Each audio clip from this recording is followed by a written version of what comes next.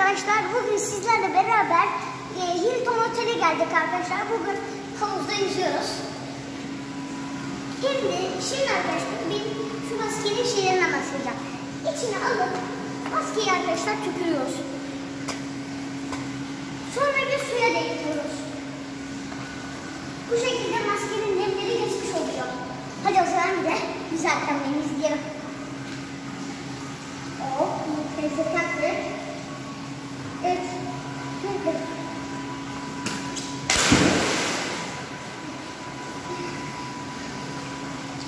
Gördüğünüz gibi. Süper. Bir bıçak koyduk.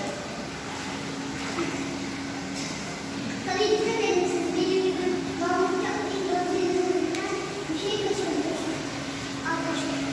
Dikkat edin yani. Benim restoranım var. Neyse gel baba. Kur'anlara bak.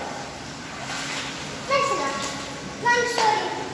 Büyüklerin balıkla atması yasakmış. Koşmak yasaktı. Dalış yasak. Koşmak yasak. Atlamak yasakmış arkadaşlar. Yani öylesine mal konuşuyoruz.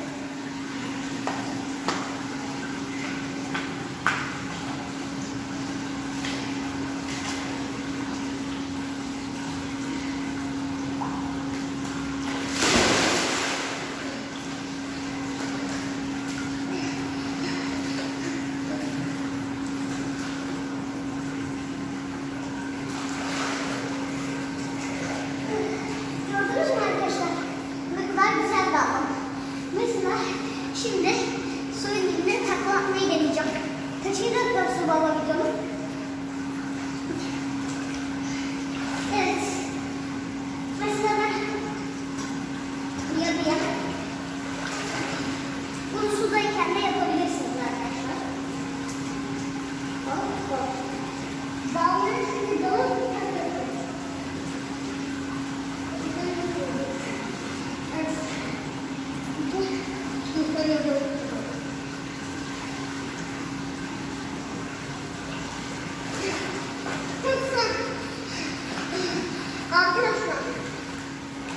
Arkadaşlar yarım döndüm ama kesinlikle zor.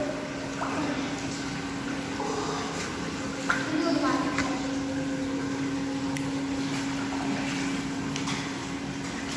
Okey. Evet.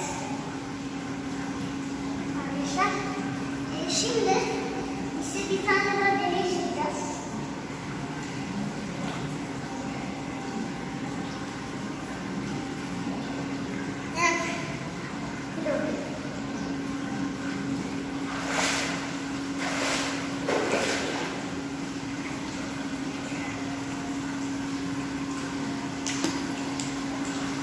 Değil mi baba?